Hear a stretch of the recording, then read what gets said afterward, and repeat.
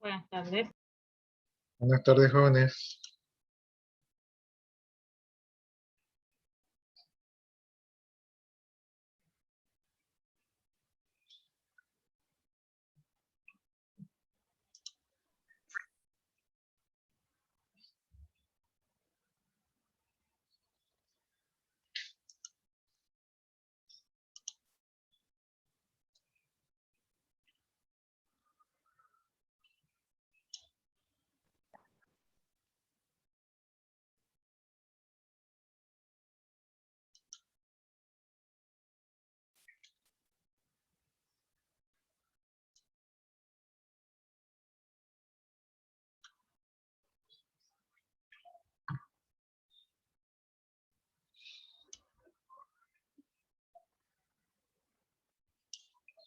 Esperemos a que se conecten sus compañeros.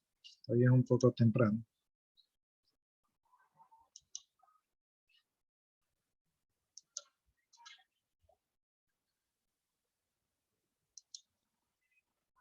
Ustedes se vayan colocando ahí sus dos apellidos y sus dos nombres.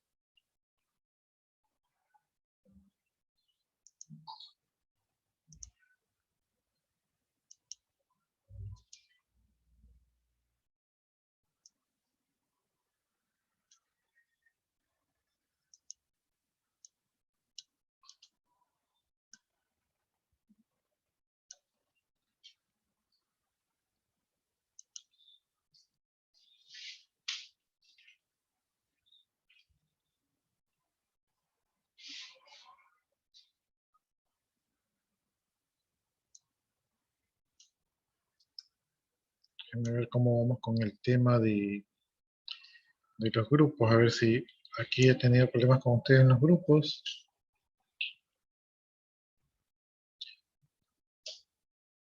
Ya, aquí en la semana 3, que por cierto no le he puesto semana 3. Aquí en la semana 3 les he dejado una tarea. Esta tarea seguramente hoy día vamos a ver esto del ciclo de vida de los sistemas. Entonces, eh, eh, ya cuando veamos eso ya lo van a tener un poco la película más clara.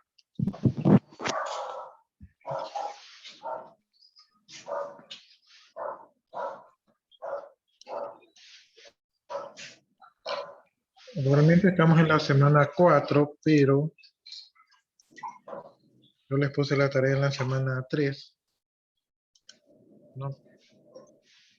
Pero realmente estamos en la semana 4. Y dale con ponerle 3 ahí. Tengo cortocircuito en el chip. Déjenme aceptar a sus compañeros. Ya, entonces aquí en la semana 3 les puse una nueva tarea, ¿no? Y esta tarea ustedes tienen que investigar y luego dar una exposición sobre los ciclos de sistemas, y las tareas están divididas por grupos. O sea, cada grupo va a dar un modelo. Entonces la semana que viene ustedes van a dar esa exposición. La exposición la puede dar una persona del grupo o varias personas del grupo, y eso eh, puede ser equivalente a participación en clase. ¿Sí? Y la nota de aquí, la nota que ustedes tienen que subir aquí, sí tienen que subir un documento. Y la nota del documento la pondría si dan la exposición. Si suben el documento y no dan la exposición, no hay nota, ¿no? Entonces, eso es lo que Buenas tardes. tenemos aquí. Buenas tardes, jóvenes. No motiva porque había un sonido de fondo. Ya, y lo que quería revisar, porque no sé si con ustedes tengo pendientes, porque yo, la verdad que a veces me hago bola, es ver si todos están en grupos. Ya, por aquí tengo un compañero suyo que no está en grupo. Va uno.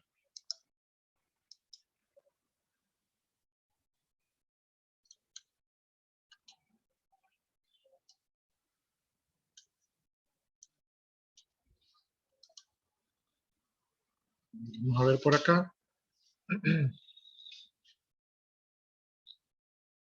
Y por acá tengo 2 que no están en grupo, 3 que no están en grupo. Entonces, tengo 3 que no están en grupo. Vamos nombrándolas para ver qué van a hacer. Los que no están en grupo son, bueno, yo tampoco estoy en grupo.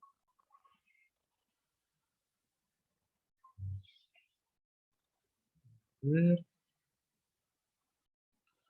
Ya, Luis Calvache, Kerly Pacheco y María Fernanda Torres son los que no están en grupo. Entonces, esos compañeros ya deberían de ya hoy día definir qué van a hacer.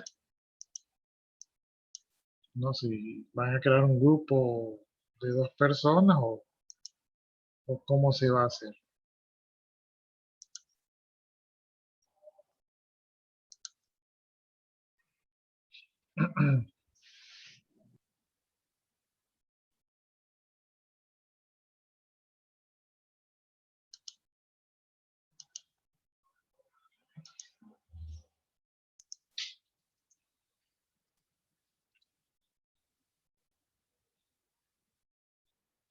Ya la última vez que hicimos los grupos, quedó un grupo F de 0 personas, había un grupo que tenía 4 personas y el resto ya están completos.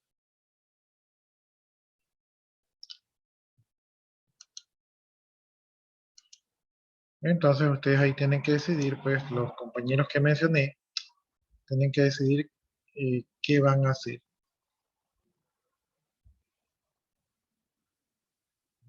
Bueno,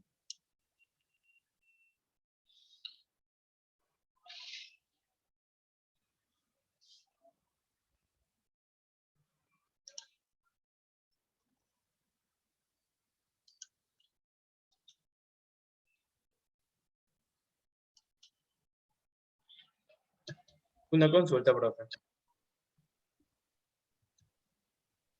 lo escucho. En la semana 2 ya está enviada. Entonces sería que los grupos que para la semana de modelos de ciclo de vida del software, semana 3 eso ahí es.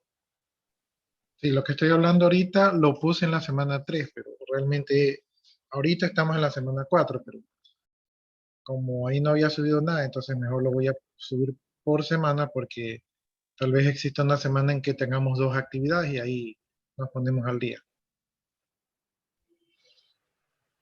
Ya, y la exposición que dijo ahorita es sobre la semana 2, ¿verdad? Y No, no, no. Déjenme ver ¿cuál primero. sería entonces? Espérenme un ratito. Déjenme ver.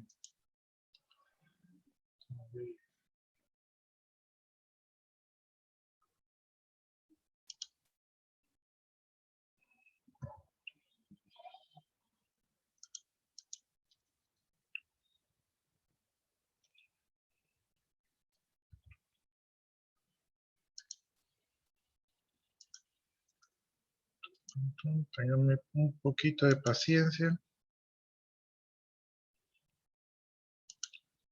No sé por qué se cargó esa malla ahí.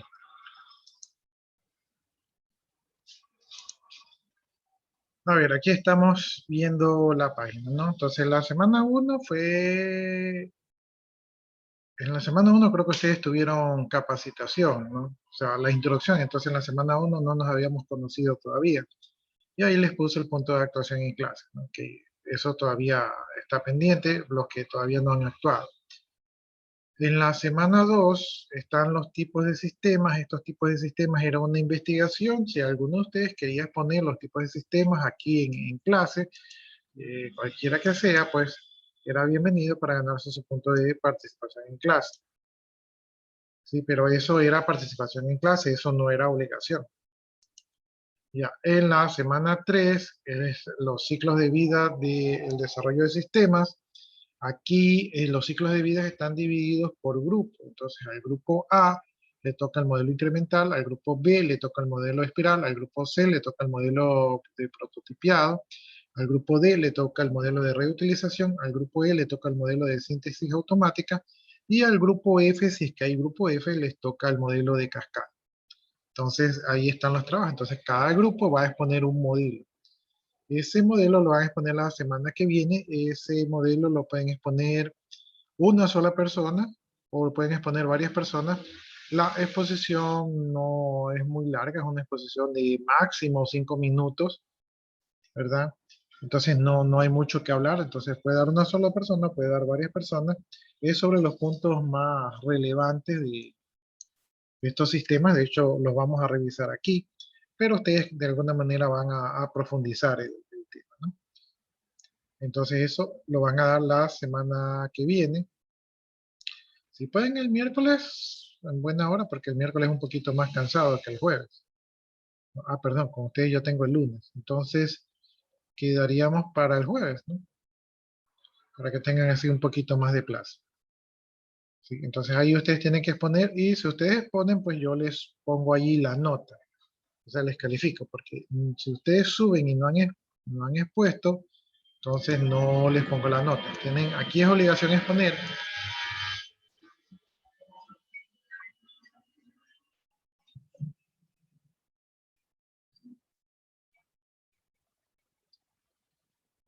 Aquí es obligación exponer. Si alguno de ustedes expone y no tiene punto de participación en clase, esa exposición sería válida como, como participación en clase. Si alguno de ustedes ya tiene participación en clase, entonces sería preferible que le ceda el lugar a un compañero que todavía no se ha ganado el punto de participación en clase, ya que solamente es un punto. Si ustedes exponen 20 veces, solamente es un punto. Entonces,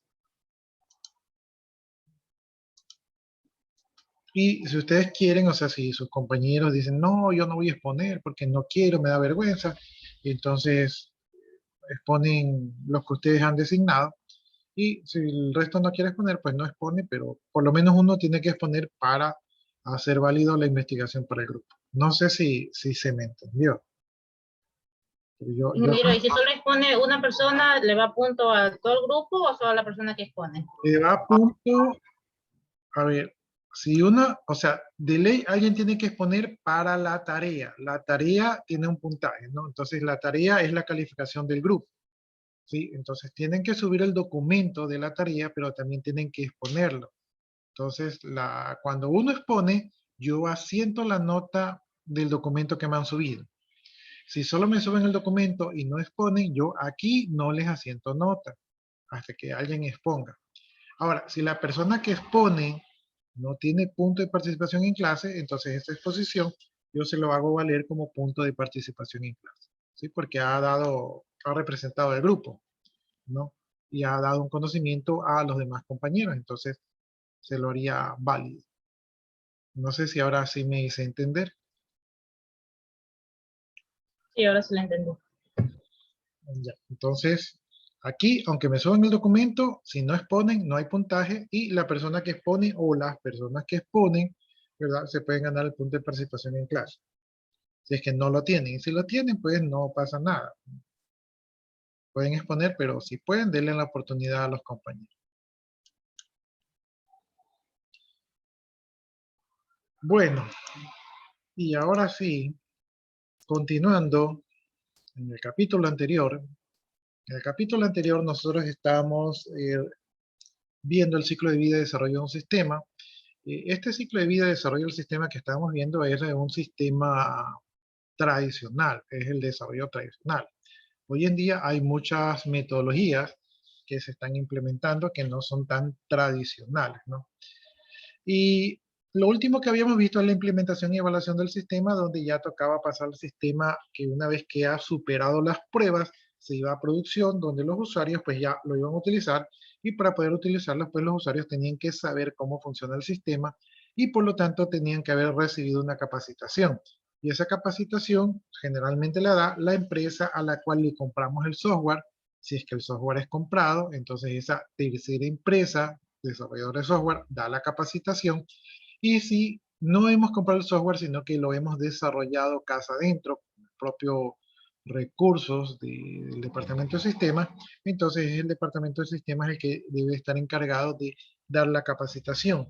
Pero ustedes, que son los analistas de sistemas y que han liderado todo el proyecto, son los responsables de asegurarse de que sus usuarios queden capacitados antes de instalar el nuevo sistema.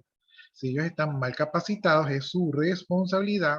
Si hay algún inconveniente en la capacitación, es su responsabilidad. Entonces, si bien es cierto que el analista de sistemas no necesariamente participa en la capacitación, sí lleva responsabilidad. Y lo que yo les mencionaba es que a veces los sistemas antiguos tienen información que se quieren en el sistema nuevo.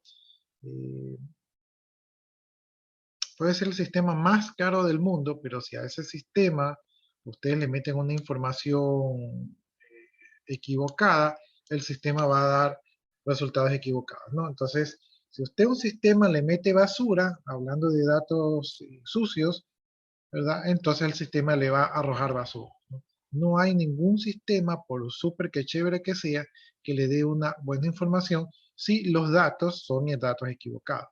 Y en los sistemas viejos yo por lo menos les comentaba que había visto códigos que dicen 0000, 1111, nombres que decían Juan o que tenían XXX o YYY, números de teléfonos que dicen ceros, stock de productos en negativo, campos vacíos, direcciones vacías, correos vacíos, códigos de clientes duplicados, números de facturas duplicadas, productos con códigos diferentes que es el mismo producto que están duplicados, clasificaciones equivocadas, fechas nulas o equivocadas. Por ejemplo, había el caso de que yo me topaba con fechas que decía 0203 del 90, entonces puede ser el 2 de marzo del 90, o también podría ser el 3 de febrero del 90. Y es muy delicado que ustedes, como gente de sistemas, toquen un solo dato. Ustedes no deben de modificar un solo dato. Jamás en la vida deben de modificar los datos, ¿sí? Entonces, ustedes no deberían de tocar los datos. Eso es mal visto, ¿sí? Entonces, eso no se hace. Entonces, es muy difícil coger esa información que tiene años y años de maltratada, de despreocupada, de descuidada, a llevarla a un nuevo sistema y que funcione bien. Generalmente el trabajo de depurar la información para que quede bien es un trabajo tanto más complicado que el mismo desarrollo del sistema. Por eso yo les recomendaba de que no se involucren o no tomen responsabilidad o no prometan que ustedes van a migrar la información o trátenla como un proyecto diferente, ¿sí? Pero es muy delicado, muchos dolores de cabeza, la gente no queda contenta, ¿verdad? Y ustedes también generan mucho estrés ahí. Entonces, cuidado al momento de llevar la información, ¿no? Generalmente la información está dañada o incompleta o no cumple el formato del sistema nuevo, entonces deben de tener cuidado con eso de ahí. Bueno, y con esto de aquí nosotros terminamos pues las 7 etapas de desarrollo de un sistema, ¿no? Y una vez que se termina el proyecto, pues todo el mundo se va a la casa, se va feliz de la vida y se toman una cerveza y listo, ¿sí? Viven felices para siempre. Pero eso no ocurre en nuestra área de sistema. Cuando nosotros entregamos un proyecto, lo más probable es que ese proyecto necesite hacer cambios, ¿verdad? Y aquí tenemos un cuadro de lo que le sucede a la vida de un programador una vez que entrega un sistema. Una vez que usted está en un proyecto de desarrollo que le tomó el 200% hacer ese sistema, entonces usted cree que ya hay paz en su vida, resulta que ese sistema requiere cambios y entonces aquí usted ve que en su nueva etapa de la vida, ¿verdad? El 60% de su tiempo va a usted estar haciendo cambios en el sistema que ya entregó. Es decir, como que el proyecto continúa, ¿no? Y el 40% de su tiempo usted se va a dedicar a crear nuevos sistemas, ¿no? Eso significa que la creatividad va a ser menos que el mantenimiento y eso a ustedes como programadores probablemente no les guste porque ustedes han de estar queriendo involucrarse en nuevos proyectos y lo que ocurre con el tiempo es que el mantenimiento va creciendo y los nuevos sistemas van bajando y luego se requiere hacer otros nuevos sistemas porque el sistema que usted le está dando mantenimiento, si usted le da mantenimiento a un sistema, digamos, de un 80%, eso quiere decir que ese sistema ya tiene demasiados problemas y tal vez sea mejor hacer uno nuevo. Y si se va a hacer un nuevo sistema y resulta que usted está 80% ocupado en su tiempo de hacer que el sistema actual funcione, entonces usted no tiene tiempo para involucrarse en un nuevo proyecto. Y entonces van a hacer el nuevo proyecto sin ustedes, ¿sí? Porque usted está involucrado en el sistema viejo. Y una vez que se cree el nuevo proyecto, la gente que trabaja en el nuevo proyecto son las personas que se van a quedar dando mantenimiento al nuevo proyecto y ustedes le van a decir muchas gracias, pero ya no necesitamos sus servicios. Y lo que les quiero decir es que no es buena estrategia quedarse dando mantenimiento al sistema viejo, ¿no? Para no dar mucho mantenimiento al sistema viejo, tiene que hacerse un buen diseño del sistema para que el sistema no requiera tanta metida de mano allí, ¿verdad? Y también ustedes tienen que siempre estarse innovando para que puedan participar en los nuevos proyectos. Entonces, ese es mi consejo que yo les doy a ustedes para que no les vaya a pasar eso de que no los tomen en cuenta para los nuevos proyectos. Entonces, ojo con este impacto que tiene los mantenimientos. ¿Por qué se dan los mantenimientos? Pues las razones por las que se dan los mantenimientos, la primera razón son por los errores, también conocidos como bugs, que se corrigen, o mejor dicho, que aparecen cuando se liberan nuevas versiones, ¿no?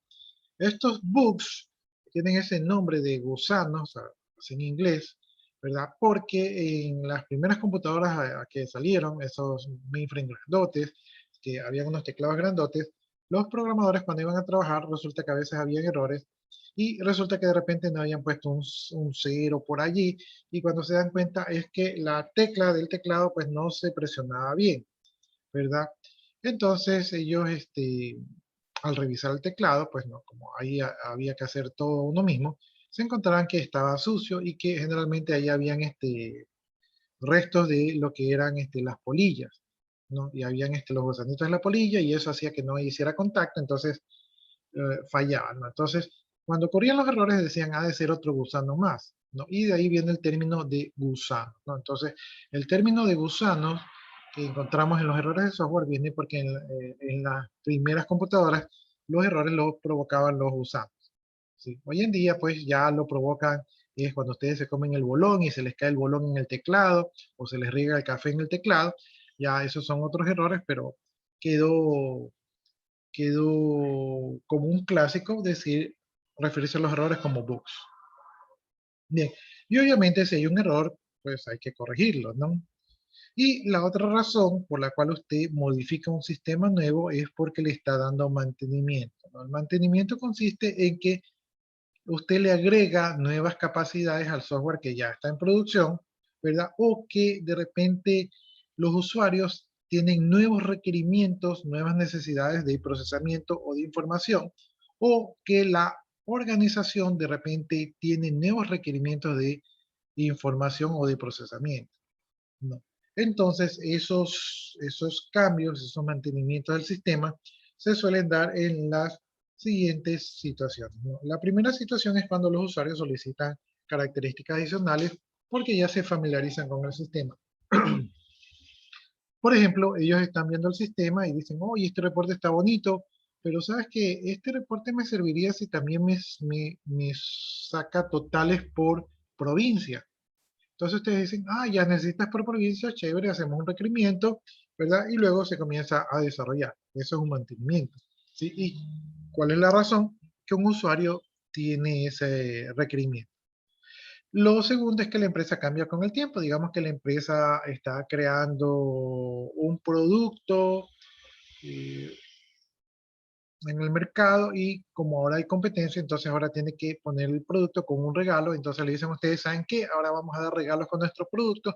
Entonces prepara el sistema para que pueda registrar los regalos que vamos dando, ¿no? Entonces eso es que la empresa cambia, tiene nuevas necesidades, tiene nuevos enfoques, entonces requieren que el sistema acompañe con ese cambio. Y la tercera opción es el hardware y el software que cambian a un ritmo acelerado. Por ejemplo, si yo tengo un sistema y no existe un aparato que me ayude a hacer una función y la tecnología hoy en día ha desarrollado ya el dispositivo que me ayuda a hacer alguna función especial de manera más rápida, entonces si yo soy una empresa que quiere liderar el mercado y que trabaja con tecnología de punta, entonces yo digo, bueno, implementemos ese nuevo dispositivo. Y entonces eso quiere decir que habrá que cambiar el sistema para que se adapte a esos nuevos dispositivos, ¿no? Esos nuevos dispositivos pueden ser de hardware o de software, ¿sí? Entonces, esas son las razones por las cuales ustedes necesitarán dar mantenimiento al sistema. Bien, llega un momento en la vida en que cuando uno está dando mucho mantenimiento, como les decía, a veces puede ser que si usted da mucho mantenimiento es porque el sistema está mal diseñado, o a veces el sistema está bien diseñado y la empresa cambia, y cambia tanto que el sistema que tiene ya no es un soporte a las operaciones de la empresa, o simplemente ha transcurrido tanto tiempo que el sistema ha tenido tanto mantenimiento que ya se convierte en un dolor de cabeza, ¿no? En estas circunstancias llega un momento en que, y a mí me ha pasado, llega un momento en que uno dice, me es más fácil hacer un sistema nuevo que seguirle dando mantenimiento al sistema viejo, porque ya comienza uno a aparcharlo, ¿no? A hacer que el sistema funcione a la fuerza, ¿sí? Entonces, a veces es más fácil, pues, crear un nuevo sistema, ¿no? Bien, cuando uno recién entrega el sistema, ¿verdad? Y una vez que en los primeros 6 meses que usted ha corregido la mayoría de los errores que se le pusieron pasar por alto, entonces usted está trabajando en los 6 meses y corrige cosas chiquititas, por ahí un nombre, por ahí algo mal escrito, por ahí un dato que no se agregó, cosas pequeñas. Entonces, una vez que usted ya pasa unos 6 meses, y ya no están existiendo cambios, usted podría decir que el sistema está estable. Entonces, cuando el sistema está estable, es un sistema que ya los usuarios confían, ¿verdad? Y que ya se usa sin mayores pruebas. Generalmente los sistemas están estables al año, a los 2 años, ya se considera un sistema estable, dependiendo si dio muchos problemas al inicio y también dependiendo de su diseño y de el trabajo que se realizó, si se realizó de manera consciente, si se hicieron los análisis y las pruebas correctamente, entonces es un sistema bastante depurado, ¿no? Entonces, ese sistema entre 6 meses a un año, ¿verdad? Incluso 2 años ya se lo consideraría estable. Y una vez estable, pues el sistema no molesta la vida y ahí es donde el programador dice, bueno, ahora sí me están pagando y yo no estoy haciendo nada porque apenas cambio una pantallita por ahí y ya me gano el sueldo. Pero pasando el tiempo, pasando los años, estamos hablando de 5 años a 8 años, que más o menos es, según mi punto de vista, el tiempo de vida de un sistema, ¿verdad? De unos 5 a unos 8 años, es cuando el sistema ha recuperado la inversión y ya comienza a dar problemas y la tecnología, hay nueva tecnología que ya ese sistema no puede implementar. Entonces, conforme va evolucionando la empresa, la tecnología, y donde también ya la cantidad de tiempo que usted le ofrece al mantenimiento de ese sistema ya es elevado, entonces usted llega a un punto donde dice, parece que me va a salir más barato hacer un sistema desde cero que continuar dándole mantenimiento a este de aquí. Entonces, si aquí ustedes miran este gráfico que está aquí, ¿verdad? Aquí en el eje de las Y tenemos los recursos que se consumen para construir un sistema, está el tiempo y el dinero, ¿verdad? Y por acá en el eje de las X tenemos el tiempo. Vemos que cuando recién se crea un sistema no se gasta mucho, se hace la fase de análisis, de diseño, y cuando comienza la codificación, pues el asunto comienza a costar, ¿no?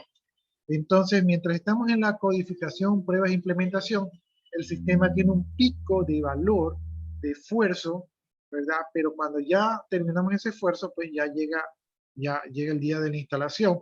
Entonces ahí ya no hay nada más que hacer, se entrega el sistema y entonces comienzan pues los mantenimientos de que, oye, ¿sabes qué? Encontré un error, mira, este reporte está saliendo mal, aquí no se guardó correctamente, ayúdame con este pequeño cambio. Y llega un momento que ya los usuarios ya no piden, ¿no? Y ese tiempo generalmente es al año más o menos. Los usuarios ya no están molestando y ya están contentos, ¿verdad? Con lo que da el nuevo sistema. Y es ahí cuando ustedes se pasan de una manera tranquila, tomándose cafecitos, conversando con los usuarios, ¿verdad? Y dándose la buena vida porque no hay mayores cambios. De repente, pues llega un nuevo gerente y les piden, oye, mira este reporte, sácalo así, ahora quiero otro reporte, ahora quiero un proceso adicional, ahora quiero otra pantalla, ahora quiero hacer un análisis de datos. Entonces comienzan nuevamente a llover requerimientos que hace que el costo del mantenimiento se vuelva elevado, ¿no? Y llegó un momento en que el costo de mantenimiento se eleva en el tiempo, que prácticamente les hubiera dado lo mismo crear un sistema nuevo, ¿sí? Porque el costo se va acumulando. Entonces, esto es lo que ocurre con el mantenimiento de los sistemas. Tienen ustedes que tratar de diseñar sistemas que no impliquen tanto mantenimiento de freno. Lo va a tener, pero mientras menos mantenimiento, es un sistema mejor diseñado. Obviamente, el sistema mejor diseñado es un sistema flexible, pero si la empresa de repente hoy día vende carros y el día de mañana cambia su línea a vender ferretería, entonces el sistema muy probablemente no le va a aguantar, porque los sistemas están diseñados para crecer, pero los sistemas no adivinan el futuro. Entonces, eso sería ya un cambio de fondo. Entonces, cambios de fondo, no hay sistema que aguante cambios de fondo. Bueno, nosotros vimos ya los 7 ciclos de desarrollo de un sistema. Esos 7 ciclos es el típico sistema tradicional. Y ahora vamos a ver otros modelos de desarrollo de ciclo de vida de un sistema o de un software, ¿no? Entonces, aquí tenemos presentes nuevas tecnologías y nuevas metodologías para desarrollar sistemas. Y tenemos lo que es el desarrollo del método de cascada, ¿sí? El método de cascada es el método que nosotros acabamos de revisar con sus 7 etapas. Entonces, ese es el modelo tradicional. Aparte de eso, tenemos el modelo incremental, que como su nombre lo indica, pues tiene que ver con incrementos.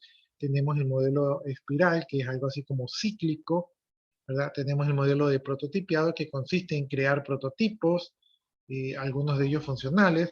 Tenemos el modelo de reutilización, que consiste en reutilizar código y librerías que ya tenemos. Tenemos el de síntesis automática, que consiste en definir el software que queremos crear, ¿no? Entonces tenemos diferentes metodologías y aquí es donde intervengo yo, donde dice aquí que dice exponer sobre cada uno de ellos. Entonces esto es lo que yo les expliqué, que está en la semana número 3, donde a cada grupo le tocó una metodología de desarrollo de sistemas en las cuales ustedes van a tener que exponer en las siguientes clases, van a tener que exponer sobre cada uno de estos modelos. La exposición es breve, no es algo muy grande, simplemente de cada uno de estos modelos, cuáles son sus principales características. Eh, Nosotros las vamos a ver aquí, pero si ustedes pueden adentrarse o destacarlas, ¿verdad? Sería un poco mejor, ¿no? Y así el tema este de aquí va a quedar un poco más claro. El modelo cascada que hemos visto se suele utilizar para proyectos grandes de largo plazo, proyectos grandes que necesitamos un poco de control. Sin embargo, aquí en el instituto, que ustedes periodo tras periodo hacen su participación en los proyectos PIS, muy probablemente ustedes van a utilizar otro tipo de metodología, ¿verdad? Como son de repente la de prototipiado o la de reutilización o la incremental. Entonces van a utilizar otras metodologías que ofrecen otras características diferentes a la de la cascada. Entonces, hasta aquí, no sé si alguno de ustedes tiene alguna pregunta, inquietud.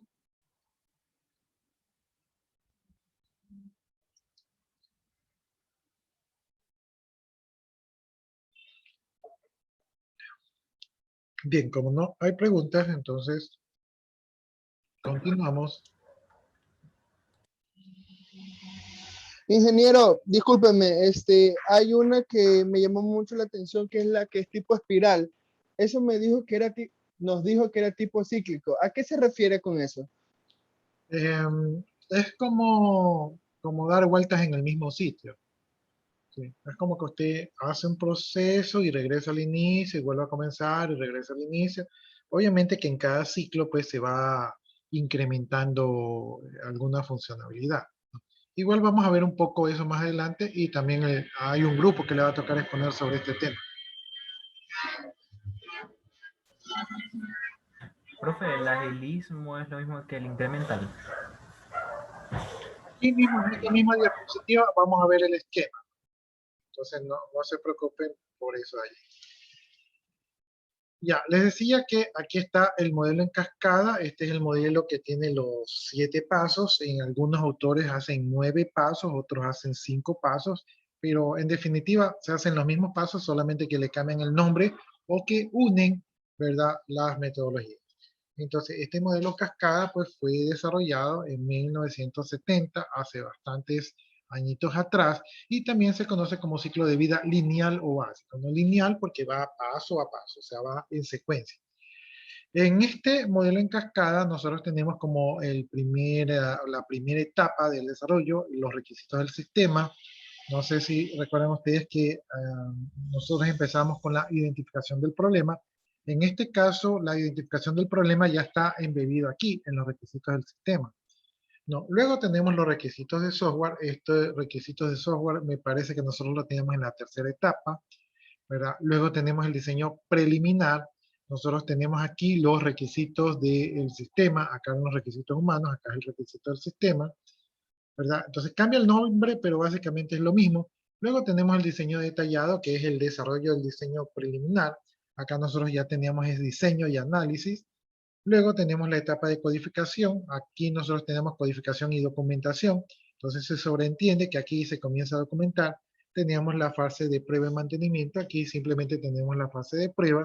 Y luego por acá tenemos la implementación, que aquí se llama operación y que también está una fase de mantenimiento post implementación al sistema, ¿no? Entonces, las etapas son las mismas, son bastante coincidentes, por ahí cambian un poquito los nombres, ¿verdad? Pero es el mismo proceso. Bien, ¿cuál es la característica del modelo que acabamos de ver etapa por etapa? Es que cada fase empieza cuando la anterior ha terminado. Es decir, para yo ir de la fase 1 a la fase 2, primero tengo que terminar la fase 1 y tengo que cumplir los objetivos planteados en la fase 1. No la puedo dejar a medias, ¿verdad? Sino que tengo que haberla terminado, ¿no? Entonces, por eso se llama lineal. Este tipo de modelo de desarrollo de software ayuda a prevenir a que se sobrepasen las fechas de entregas y costos esperados. Esto es porque esto se trabaja con un organigrama o con un... Sí, bueno, no es un organigrama, es un programa,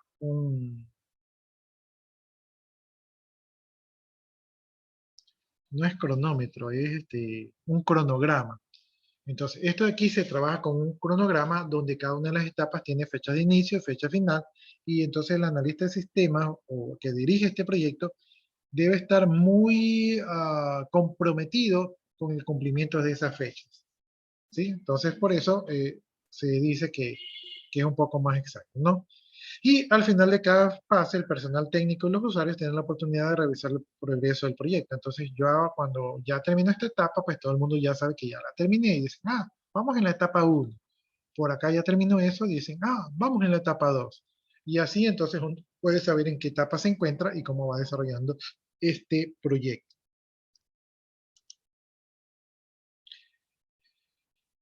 Pero de todas maneras este modelo pues tiene algunas críticas, como por ejemplo que no se refleja realmente el proceso de desarrollo de software. Bueno, ahí está la crítica, que no se desarrolla, no se refleja el modelo de desarrollo de software. Yo pensaría que sí se refleja, ¿no? Sí se refleja algo por lo menos, ¿no? En este modelo se tarda mucho tiempo en pasar por todo el ciclo.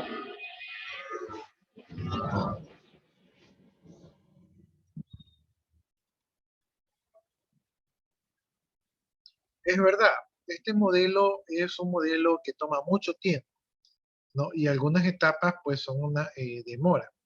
Entonces es verdad, a este modelo toma bastante tiempo. Esto es para proyectos grandes de 6 meses, también de largo tiempo, de 6 meses a 1, 2, hasta 3 años. Entonces es un modelo que toma su tiempo. Acentúa el fracaso de la industria de software en la comunicación con el usuario final. Resulta que en este modelo de aquí, el producto se entrega al final, o sea, estamos hablando de después de un año. Entonces, si el usuario no le gusta el sistema, imagínense, esperó un año para ver algo que no le gusta.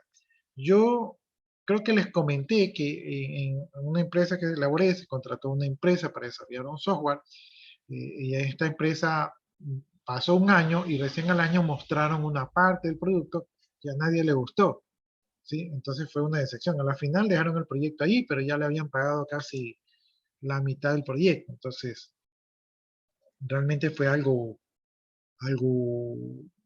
feo. Bueno, entonces el fracaso aquí se lo ve al final y eso es triste, haber perdido tanto dinero y tanto tiempo.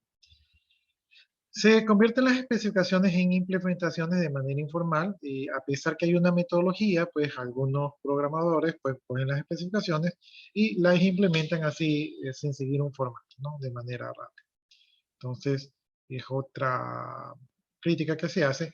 El mantenimiento se realiza en el código fuente, es decir, que si hay algún cambio, ¿verdad? Directamente en el código fuente se hace ese cambio, ¿sí? No se hace una prueba, un versionamiento ni nada, sino que ahí en el producto, ¿verdad? Se hacen los cambios. Es un producto que va desarrollándose en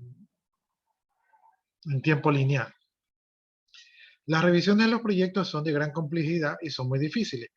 Como solamente vemos el producto al final y realmente tenemos unas 4 etapas donde no vemos nada, entonces es muy difícil evaluar, oh, vamos bien, ¿verdad? Porque lo único que podemos saber es que terminó la etapa, pero que terminó la etapa no nos dice si la etapa está bien hecha, ¿sí? Por otro lado, hay etapas que son críticas, como la de análisis y diseño, que si no se hace bien, el resto no funciona.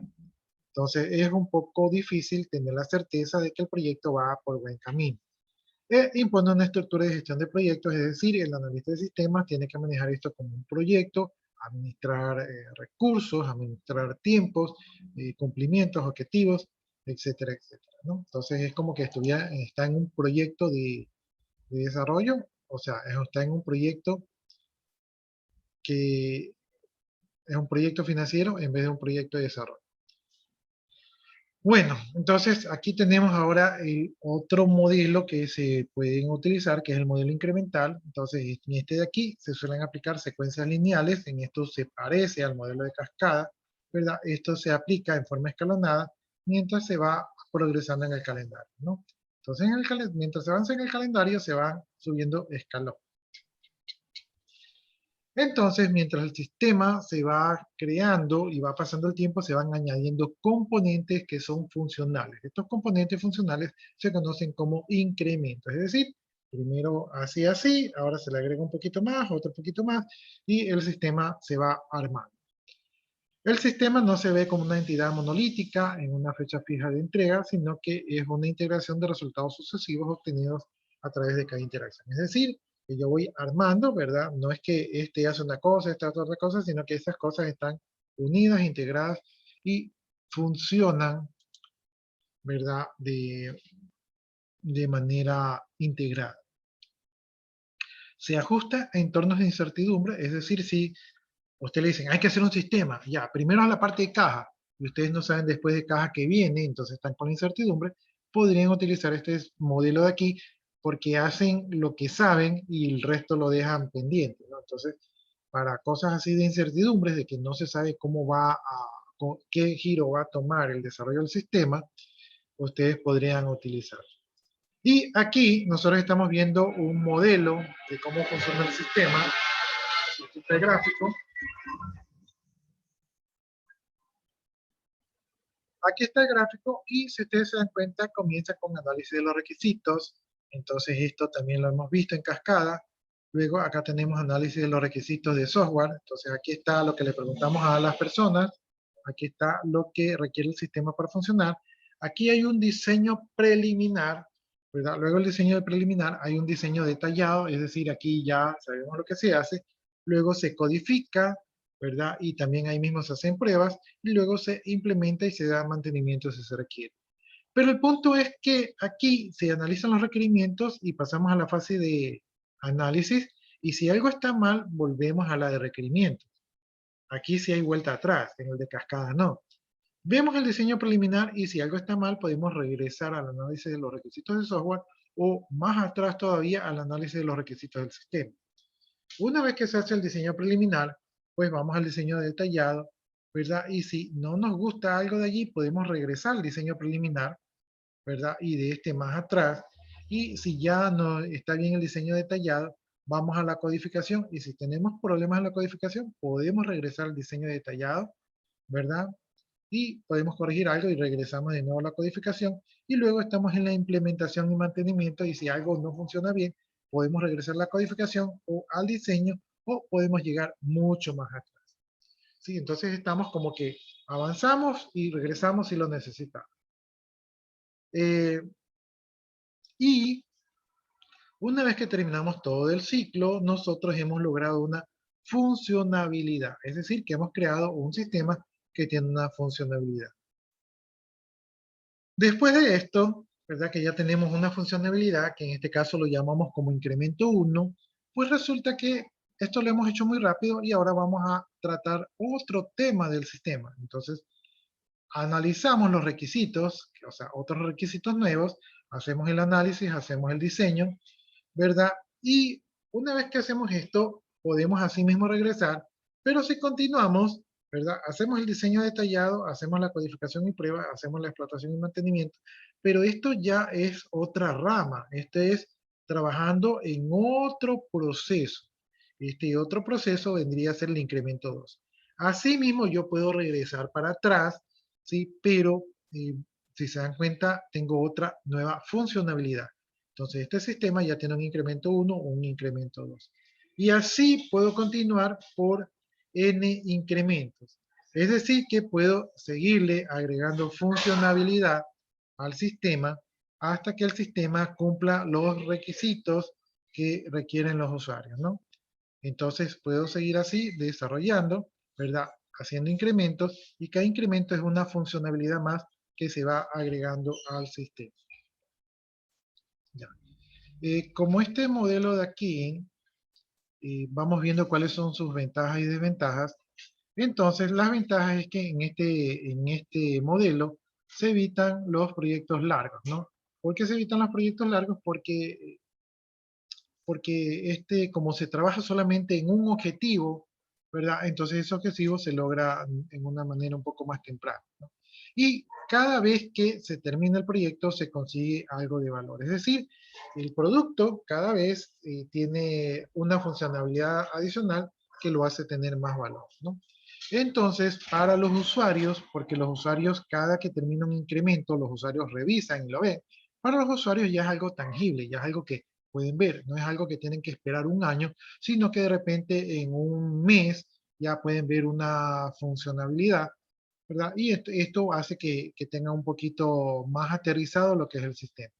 Aparte de eso, como en cada incremento se debe trabajar con los usuarios, porque los usuarios son los que dan las definiciones del sistema, entonces el usuario está un poco más involucrado porque recuerden que en el modelo de cascada nosotros trabajamos con el usuario en la fase número 2 y de ahí no lo vemos hasta el final. Aquí nosotros regresamos con el usuario y como tenemos que ver varias funcionalidades, varias veces trabajamos con ese usuario o con otro usuario, ¿verdad? Entonces el usuario está mucho más involucrado. Aquí también, vemos que pasa el avión.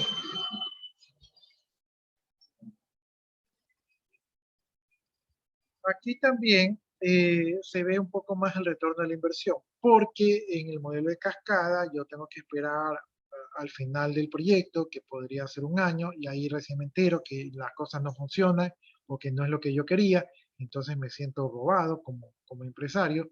Pero acá, como yo ya veo una pequeña parte del producto, entonces yo ya estoy viendo que ya estoy tocando o me estoy dando una idea de cómo va a ser el producto y aparte que esas partes ya son funcionales, es decir, que el sistema puede comenzar a hacer algo. Tal vez no lo pueda hacer todo, pero ya comienza a hacer algo.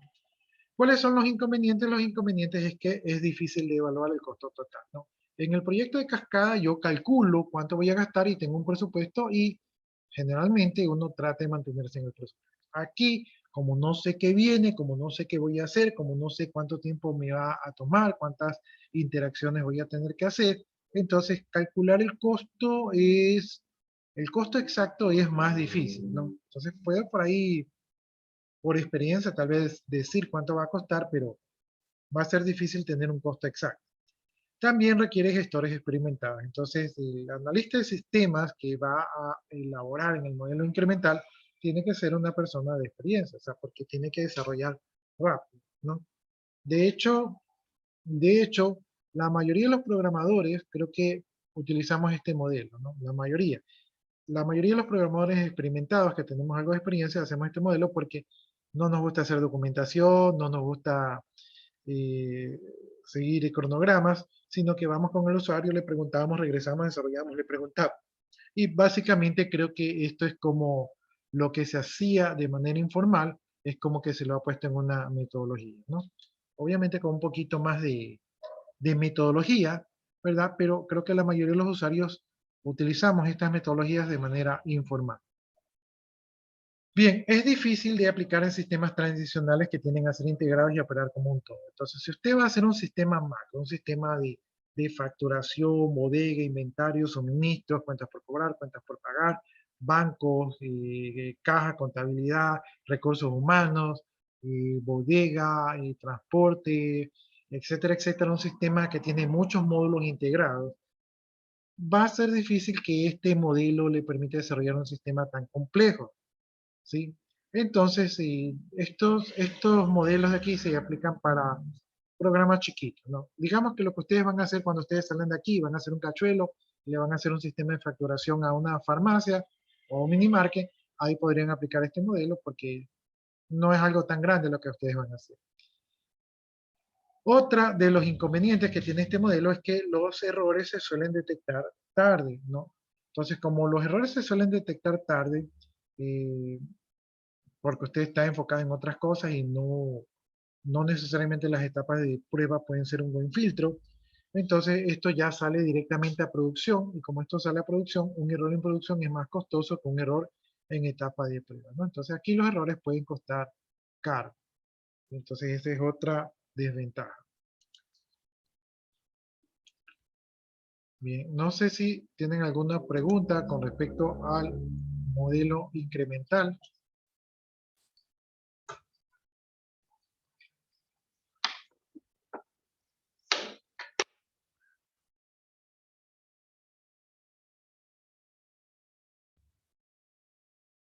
¿No hay preguntas? Ya. Bueno, entonces ahora sí vamos a hablar del modelo espiral, ¿no? Entonces, este modelo espiral dice que es un modelo más evolucionado y que combina la naturaleza interactiva de la construcción de prototipos, o sea que aquí estamos hablando de construir prototipos, y que tiene otros aspectos controlados y aspectos sistemáticos del modelo lineal secuencial, o sea, del modelo de cascada, ¿no? Entonces aquí vamos a trabajar con prototipos y modelo de cascada. Y el desarrollo de este software, pues, tiene que ver con una serie de versiones incrementales, o sea, aquí también se maneja algo del concepto incremental, pero se habla de versionamiento, ¿no? El versionamiento podríamos decir que eh, se diferencia del incremental que vimos anteriormente, porque el incremental va como que agregando, se va como armando, ¿sí? Se le va poniendo más y más opciones, ¿verdad? Y el versionamiento es que esto hace una cosa y luego hace la misma cosa, pero más compleja o más estructurada o mejor, ¿sí? Entonces las versiones trabajan sobre cosas que ya estaban funcionando, mientras que el incremental hace una cosa y luego otra y luego otra y luego otra. Entonces, ahí podríamos decir que hay una pequeña diferencia. Bueno, entonces en este desarrollo de estas versiones incrementales, en las primeras etapas de esta metodología, el modelo incremental o la versión incremental puede ser un modelo en papel. O sea, es decir, que no tengo que necesariamente programar, sino que tengo que tener la idea de cómo va a funcionar el sistema. O puedo hacer un prototipo. Un prototipo puede estar hecho en papel, puede estar hecho en un diagrama de flujo, ¿verdad? Puede estar hecho en un diagrama de clases, ¿sí? Entonces, un primer prototipo no necesariamente tiene que existir, sino que puede estar en la fase de diseño, ¿sí? Eso es lo que nos dice. Pero ya en las últimas interacciones, o sea, ya en la fase de salida, se producen versiones que son más completas, ¿verdad? Y que se acercan al sistema deseado. ¿Sí? Entonces, al principio, pues comienzo yo con bosquejos y al final ya tengo que tener prototipos funcionales. Las diferencias, dice, con el método tradicional, o sea, el método de cascada, es que aquí dice que existe un conocimiento explícito de las diferentes alternativas para alcanzar los objetivos de un proyecto. Es decir, aquí en este modelo de aquí, tenemos que tener claro cuál es nuestro objetivo que vamos a desarrollar y también existen alternativas, ¿no? Y en el modelo de cascada como que definimos un camino y nos mantenemos en el camino. Aquí evaluamos. A ver, hay dos caminos. ¿Cuál vamos a escoger? ¿Sí? Entonces aquí tenemos alternativas para poder alcanzar esos objetivos. Asimismo, tenemos que hacer identificación de los riesgos por cada una de las alternativas.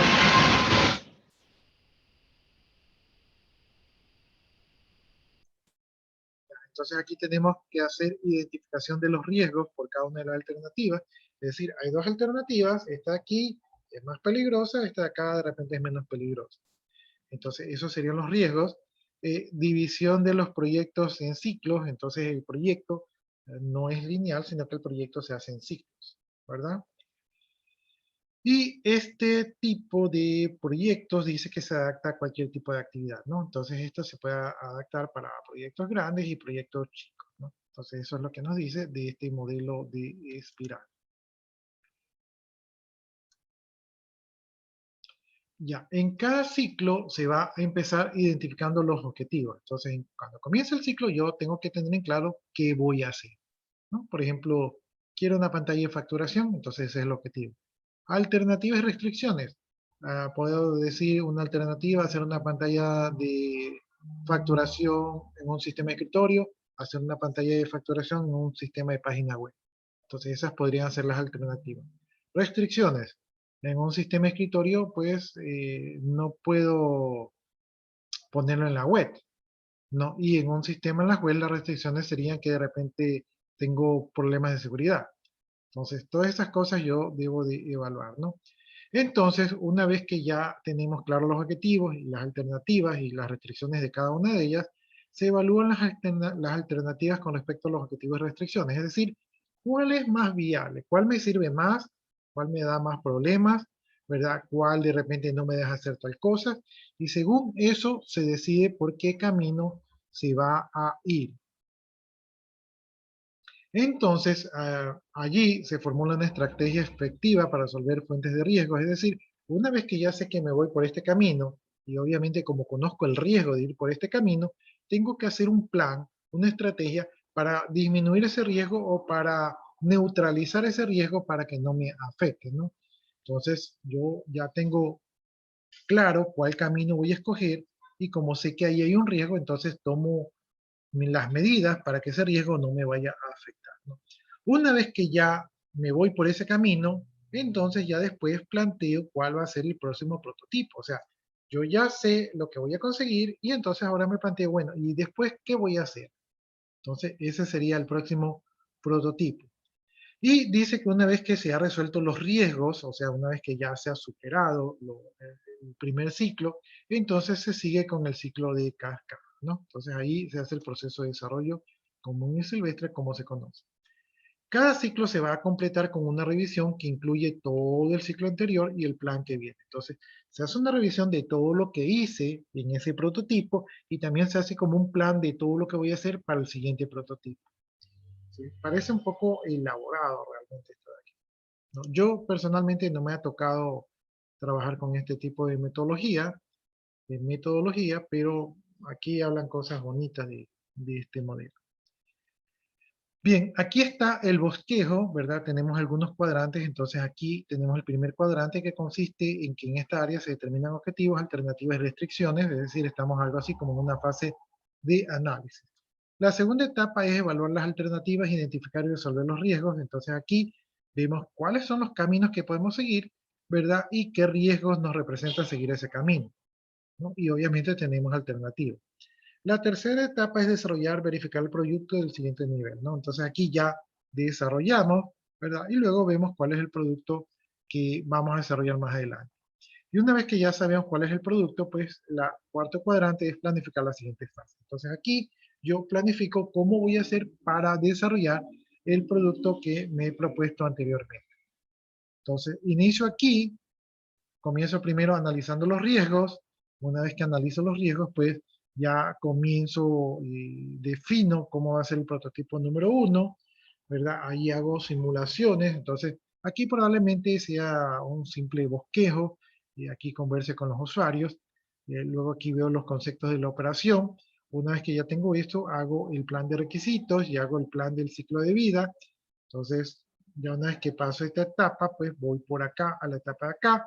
Aquí nuevamente analizo las alternativas y los riesgos, tomo una decisión con respecto al nuevo prototipo que voy a hacer, y una vez que ya sé por dónde me voy a ir, ya tengo definido el prototipo número 2, ahí hago las simulaciones y modelos que requiero, ¿verdad? Ahí veo cuáles son los requisitos que va a necesitar, hago la validación de esos requisitos, y una vez que yo ya tengo eso, hago el nuevo plan de desarrollo, y me voy por acá, y como ya sé lo nuevo que voy a hacer, ¿verdad? Analizo, ¿verdad? Cuáles son las alternativas y los riesgos de esta nueva funcionalidad.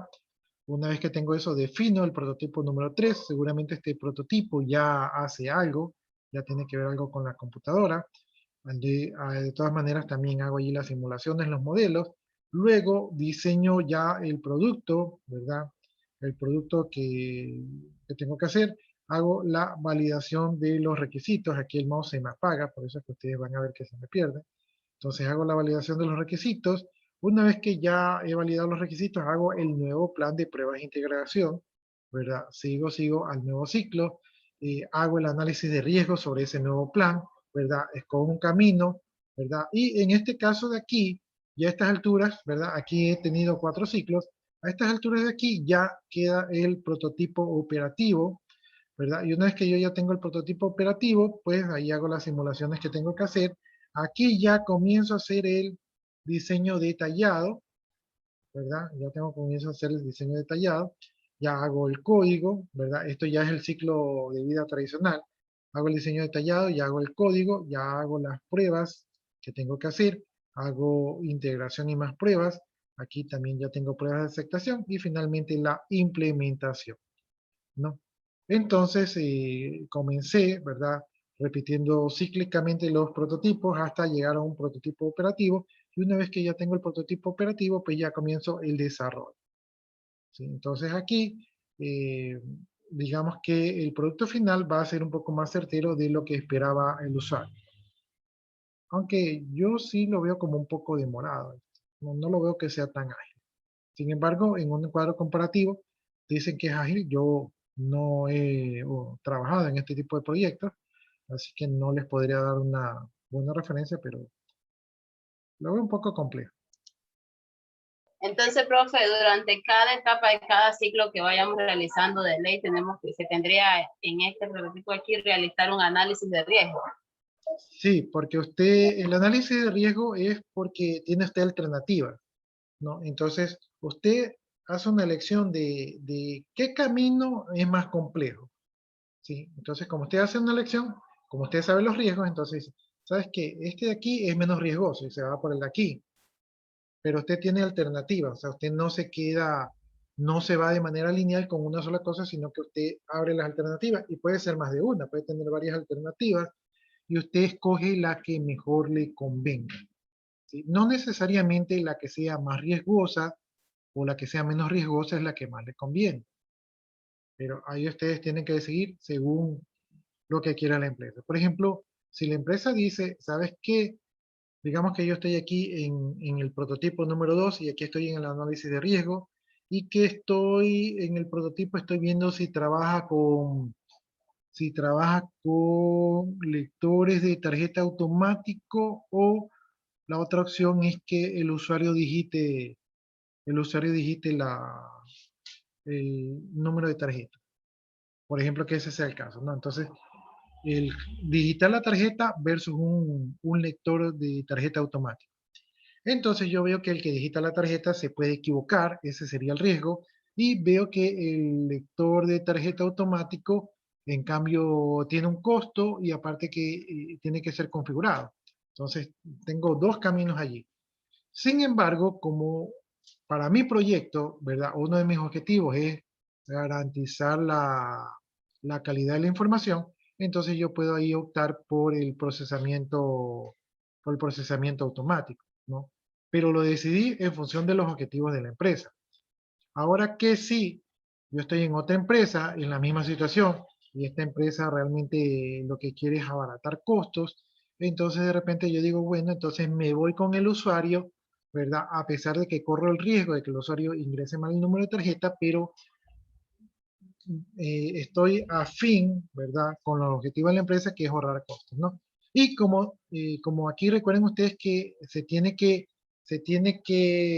sobrepasar los riesgos, ¿verdad? Entonces yo podría pensar que de repente una manera de sobrepasar el riesgo, que el usuario me dijiste las tarjetas, pudiera ser que la primera vez que lo dijiste, lo haga que dijiste 2 veces y de esa manera garantizar que el número de la tarjeta está debidamente correcto.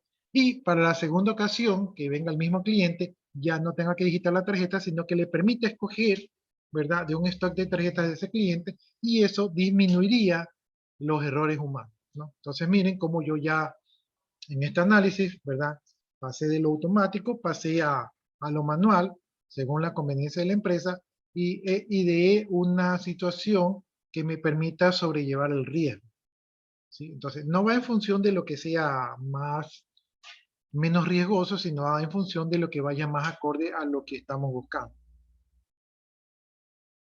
No sé si ahí le quedó un poquito más claro. Bien, les decía yo que la ventaja de este modelo es que permite acomodarse con otros modelos, ¿verdad? Dice que incorpora objetivos de calidad y gestión de riesgos, eso sí lo vimos porque está en cada ciclo, elimina los errores y alternativas no atractivas al comienzo, sí, porque como vamos escogiendo, entonces las vamos descartando y ya no pensamos en ellas, permite interacciones, vuelta atrás y finalizaciones rápidas, ¿no? Entonces esas son las ventajas de este modelo y el inconveniente es que es difícil adaptar los contratos, ¿verdad? Porque si yo le digo a un gerente, ¿sabes qué? Te voy a dar con este modelo, pero voy a estar dando vueltas y vueltas y vueltas y vueltas y por cada vuelta te voy a cobrar. Entonces, tal vez un gerente, un dueño de una empresa dice, pero si vas a estar repitiendo lo mismo, ¿por qué te voy a pagar por cada vez que haces lo mismo? Porque ellos no van a entender la metodología. Entonces es probable que sea difícil negociar ese modelo para una empresa. Sin embargo, este modelo podría ser para desarrollo interno, podría ser un poco más útil porque como en desarrollo interno a ustedes los miden por los resultados, entonces no estamos hablando de dinero que se tiene que invertir para implementar este modelo de aquí. No. Hasta allí, ¿tienen alguna inquietud?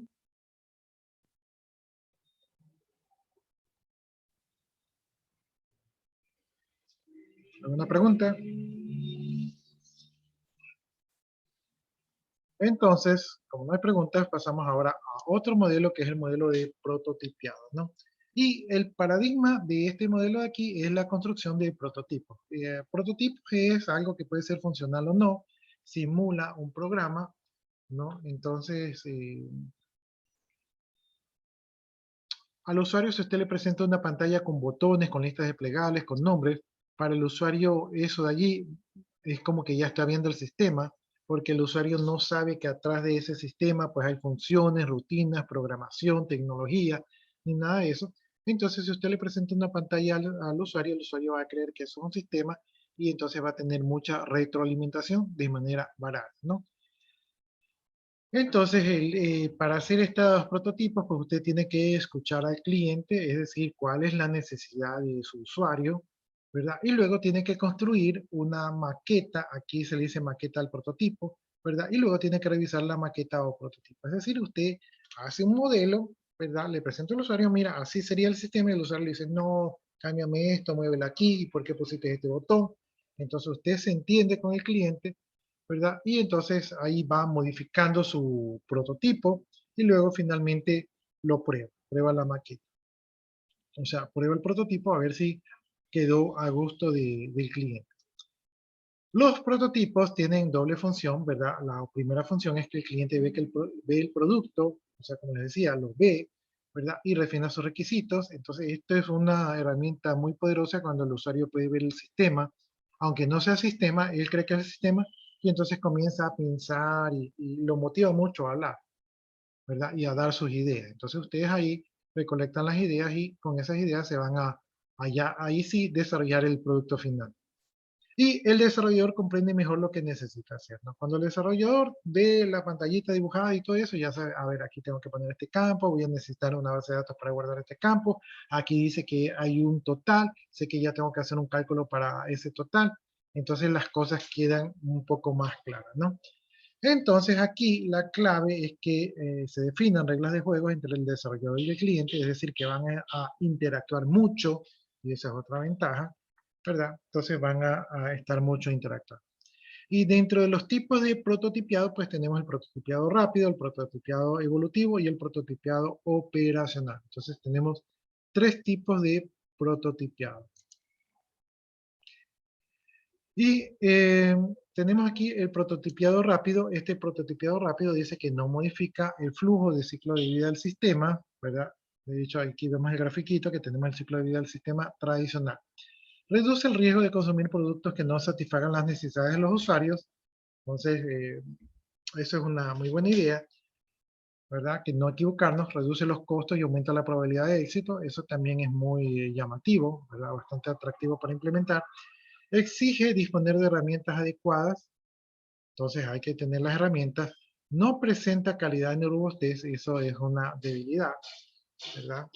Suele utilizarse principalmente en 2 áreas, el prototipiado de la interfaz de usuario, el típico, y el prototipiado del rendimiento, ¿no? Entonces, para el desarrollo de las interfaces de usuarios, este es un buen modelo a seguir. Dice, el prototipiado es un medio excelente para recoger el feedback, o sea, la retroalimentación del usuario final, ¿no? Entonces aquí vemos el modelo de cascada, ¿verdad? Aquí estamos viendo las fases y vemos que en la primera fase ya estamos presentando prototipos. Estos prototipos nos van a ayudar a recoger una mejor calidad de información por parte del usuario, ¿no? En la fase de diseño también presentamos prototipos y en la fase de diseño detallado también tenemos prototipos. Entonces, esos prototipos nos van a dar una idea más clara de cómo va a ser el producto final y como lo estamos haciendo en las interfaces intermedias, nos van a permitir encontrar errores o fallas de diseño o de interpretación, ¿verdad? Y por lo tanto, pues vamos a garantizar que vamos a tener éxito utilizando esta metodología.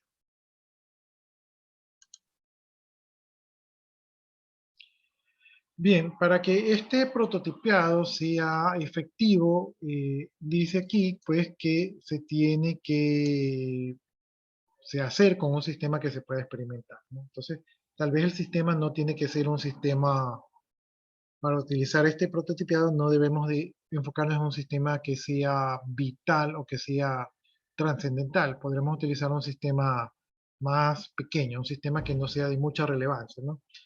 Debe ser comparativamente barato, es decir, no podemos involucrarnos en un sistema muy caro para utilizar este tipo de metodología. Debe desarrollarse rápidamente, que es lo que se busca. Se hace énfasis en la interfaz de usuario porque es allí donde vamos a obtener la retroalimentación.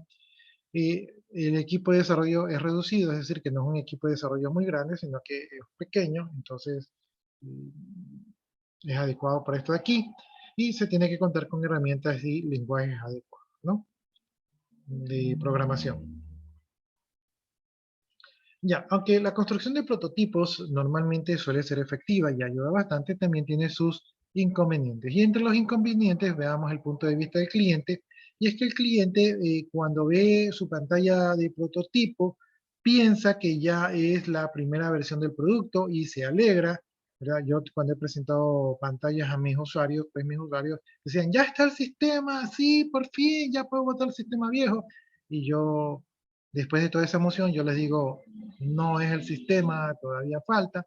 Y los usuarios se bajonean y dicen, no, yo pensaba que era el sistema. ¿Y cuánto tiempo falta? 3 meses. No, 3 meses, pero si ahí ya está, pero si aquí ya está, ya lo va a funcionar. Entonces tenemos discusiones con los usuarios porque los usuarios se ilusionan, ¿verdad? Así cuando usted le dice a su novia que la va a sacar a cenar, entonces su novia se ilusiona. Y cuando le lleva a comer salchipapas, pues ya entonces ella dice, no, pues no me esperaba esto de aquí. ¿Sí? Bien, entonces ese es el problema, que estos usuarios pues se ilusionan y a veces ya se ponen un poco de mala vibra.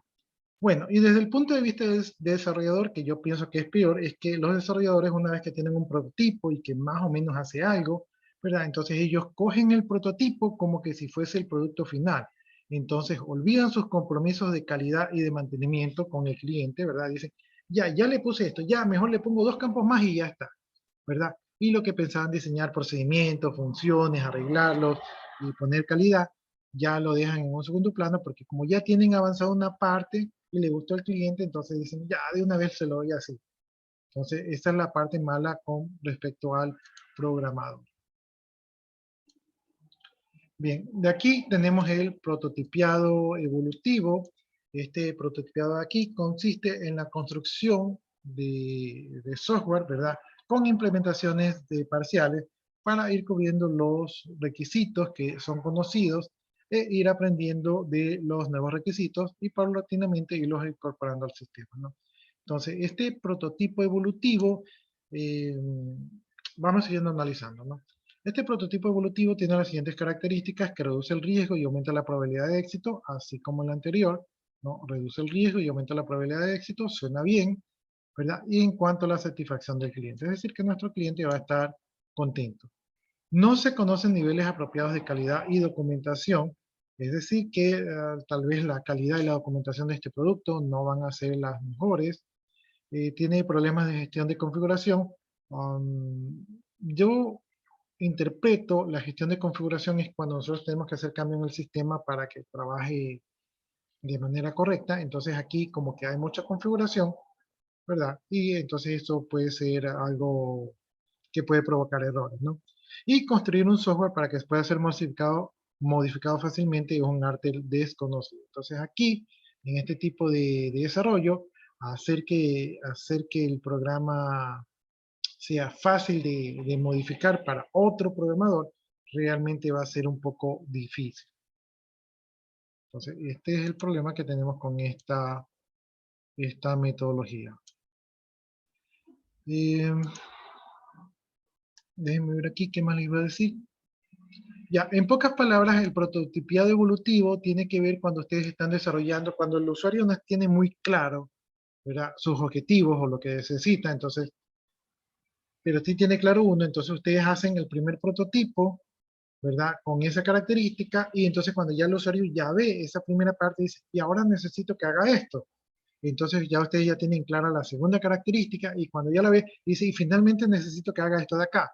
Entonces los requerimientos, ¿verdad?, de desarrollo van apareciendo conforme el usuario va viendo que va avanzando el producto, ¿sí? Por eso es que tiene éxito, y por eso es que el cliente queda contento, porque depende mucho del cliente. Bien, y finalmente tenemos el prototipiado operacional, que es una mezcla entre ambos prototipos anteriores, el rápido y el evolutivo. Algunos sistemas que se necesitan desarrollar no aplican el modelo de prototipiado rápido, ni tampoco aplica el modelo de prototipiado evolutivo, ¿verdad? Eh, o sea, por lo menos así como conceptos solitos no aplica, ¿verdad? Porque algunos de estos sistemas pueden tener ciertos requerimientos como son críticos al diseño y son bien entendidos, ¿verdad? Entonces, si son críticos al diseño, eh, tienen que ser bien hechos, y si son bien entendidos, pues no aplica el modelo evolutivo. Y hay otros que no son críticos al diseño y son pobremente entendidos. Esto es cuando el diseño no es tan importante, pero lo que se requiere que haga el sistema no está tan claro, ¿no? Y hay sistemas que son totalmente desconocidos, entonces cuando yo no puedo encasillar en el prototipo rápido y el evolutivo, tal vez tengo que utilizar el prototipo operacional, ¿no? El prototipiado rápido, ¿verdad?, es poco efectivo porque los requisitos son pobremente entendidos y no son críticos. Entonces aquí yo no tengo claro cuáles son los requisitos, ¿verdad? Solamente los que son críticos son los que tengo claro. Y el prototipiado evolutivo, ¿verdad?, es poco efectivo porque no ayuda a clarificar los requisitos que no se entienden, ¿no? Entonces aquí, aquí no me queda claro cuáles son los requisitos que todavía no ha definido el usuario. Entonces quedaría aquí en el aire. Bien, entonces estos son el prototipiado rápido, evolutivo, ¿verdad? Y el operacional.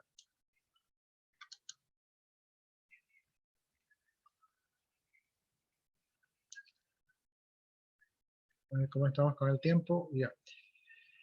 Entonces, el prototipiado operacional, ¿verdad? Es un prototipo evolutivo que se va a construir en base a requisitos bien conocidos. Entonces, aquí tenemos que tener claro cuáles son los requisitos. El usuario maneja y especifica los nuevos cambios y o detecta problemas. Entonces, el usuario va a estar involucrado trabajando codo a codo con el programador. Por lo tanto, aquí sí se requieren buenas relaciones con el usuario. El usuario va a decir que no y se desechan. Es decir, que cuando el usuario ve algo que no le gusta, el usuario es el que va a decir que no se implementa. Si el usuario dice sí, simplemente se completan para añadirlo al producto evolutivo. Es decir, que hay un producto, hay un prototipo, ¿verdad? Que va a tener las características que el usuario requiere, ¿no? Entonces, aquí abajo vemos el gráfico, aquí tenemos el ciclo de desarrollo del software, un poquito más abreviado, requisitos de software, diseño preliminar, diseño detallado, codificación y pruebas. Y entonces aquí, en los requisitos de software, pues resulta que el desarrollador habla con el usuario, entonces el usuario dice, mira, necesito estas necesidades, entonces el desarrollador va y hace, coloca, implementa esas necesidades, y entonces luego entre el programador y el usuario verifican, ¿verdad? Si esas cualidades, si ese prototipo realmente cumple las expectativas del usuario, y si cumplen las expectativas del usuario, pues se prosigue, ¿no? Se prosigue desarrollando el sistema, ¿no? Entonces, este sería el esquema de cómo se trabaja con el prototipiado operacional.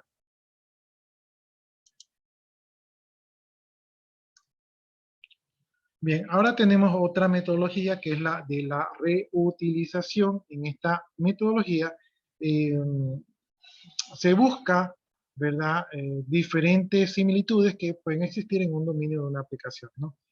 Y el software puede ser interpretado como una combinación de módulos, ¿no? Entonces, la fórmula para la reutilización es diseñar aplicaciones, ¿verdad? Especificando los módulos más interrelación, ¿no? Es como una construcción que se hace del módulo.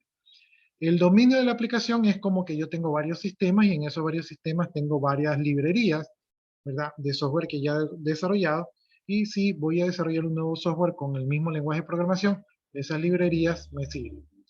Entonces dice que el software puede construirse igual que el hardware mediante ensamblaje de piezas o componentes, ¿no? Entonces la idea en la reutilización es crear una aplicación donde yo voy armando como Legos, voy armando los componentes de allí, y esto va a tener una funcionalidad. Si en el producto que yo estoy construyendo predomina durante el producto, predomina el uso de componentes, entonces yo estoy hablando de un desarrollo basado en componentes, ¿no? ¿Qué se debe hacer aquí? Aquí se debe analizar los componentes, es decir, qué componentes voy a utilizar. Entonces yo debo de buscar esos componentes en mi librería de componentes, y esto es una tarea que puede ser complicada si tienen muchos componentes. Entonces aquí es donde uno puede perder tiempo, ¿verdad?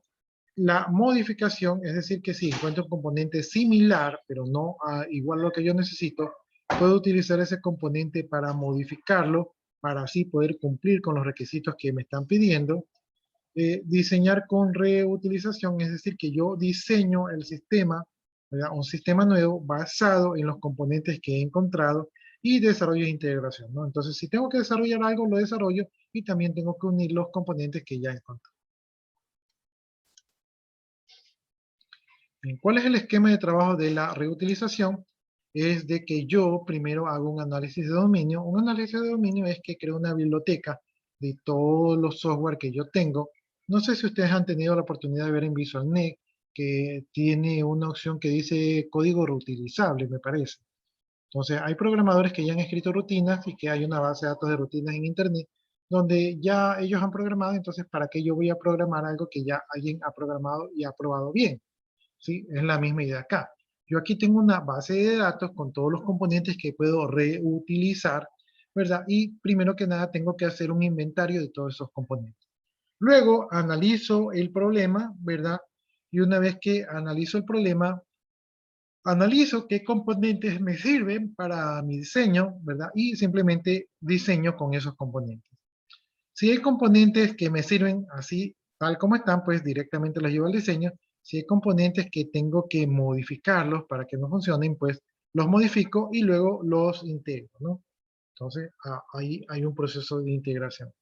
Finalmente, pues hay un control de calidad y se genera un producto final, y ese producto final a su vez puede tener nuevos componentes. Entonces tengo que identificar los nuevos componentes y tengo que catalogar los nuevos componentes, es decir, agregar esos nuevos componentes a mi biblioteca para que otra persona que haga un nuevo proyecto o yo mismo en el futuro los pueda reutilizar. Entonces este es el desarrollo basado en componentes.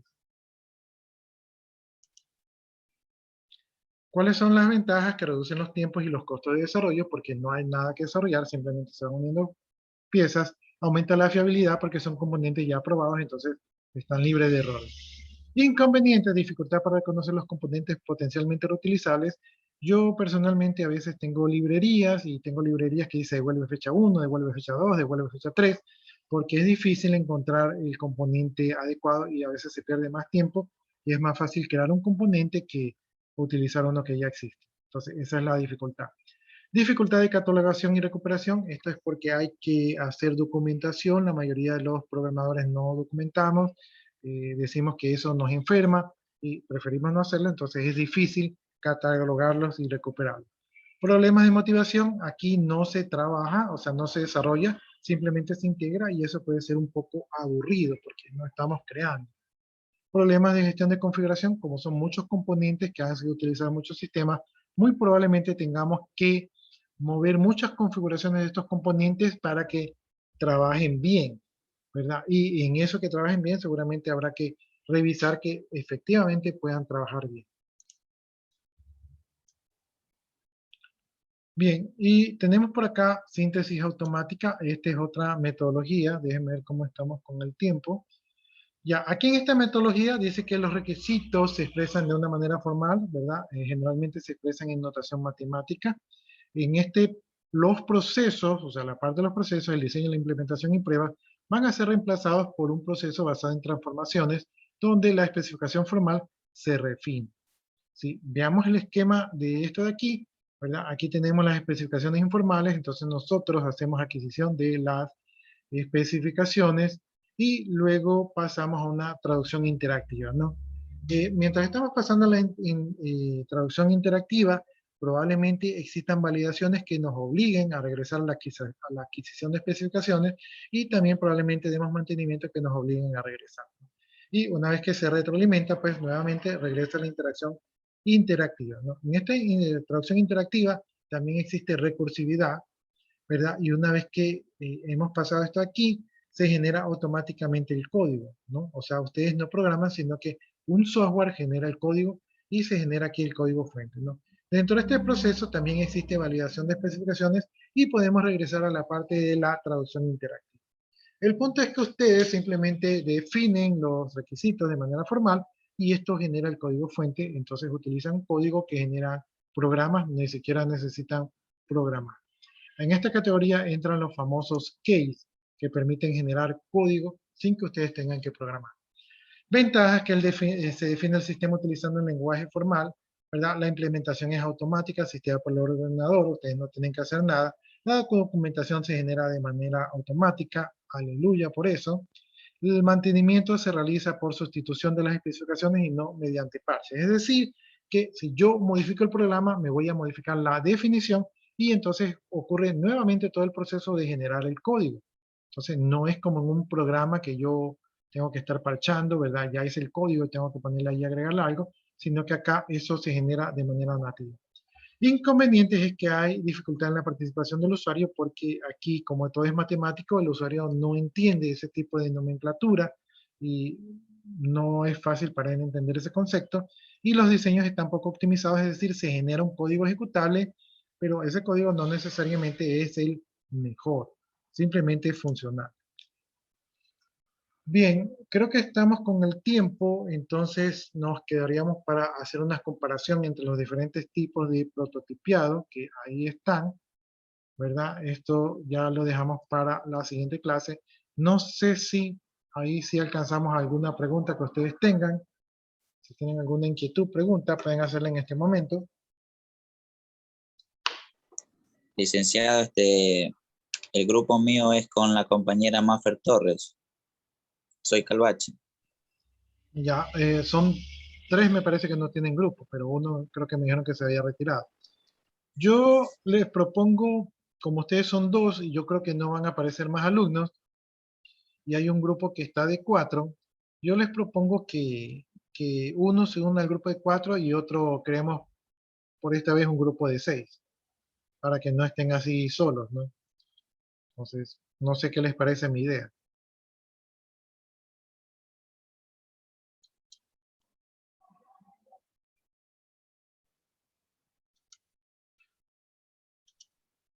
Parece que les pareció mala mi idea. No me han dicho nada. Tendrían que los otros grupos decidir, pues, que nos adopten. Yo soy del grupo que tiene solamente 4 integrantes, del grupo C. Pero no sé si hay algún inconveniente porque nosotros ya subimos el trabajo. ¿Perdón? Nosotros ya subimos el trabajo. Ah, pero No sé lo si que pasa haya es algún que yo no he inconveniente. calificado el trabajo, entonces si ustedes de todas maneras pueden de repente pueden, sus compañeros pueden aportar en el siguiente trabajo, pueden colaborar un poquito más para compensar tal vez lo que no han colaborado en este trabajo.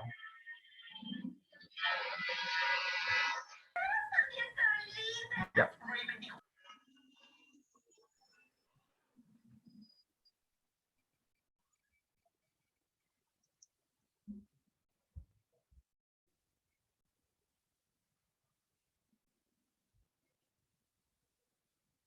El grupo 4.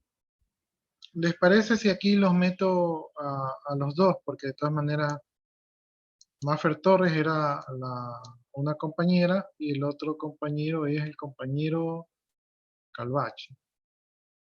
Lo voy a poner a los 2 en este grupo, cosa que así no,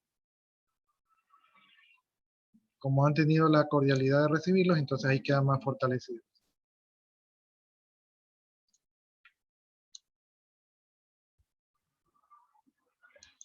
Luis Calvache, ¿no?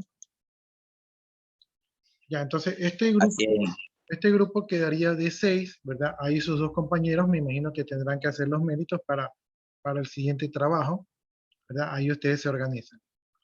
Ya, entonces ahí ya están asignados. Me parece que una compañera quedó sin grupo, pero si no mal recuerdo me decían que ya se había retirado.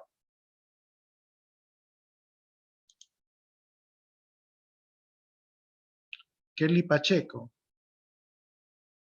¿Alguien la conoce?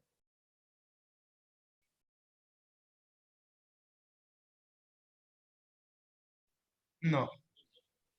Ya, entonces si alguien la ve, pues ya la meteríamos en otro grupo. Listo, jóvenes. Entonces eso sería todo por el día de hoy. Les agradezco su atención y nos vemos la siguiente semana, me parece, ¿no? De mi parte, muchas gracias. Buenas noches. Ya pueden irse desconectando para ir a su siguiente clase. Hasta mientras yo copio la asistencia. Buenas noches. Buenas noches. Hasta ese- Buenas noches, profesor. Buenas noches. sí, hasta eso yo copio la asistencia y ya quedó grabado el grito de su compañero por ahí. Buenas noches. Ya, listo.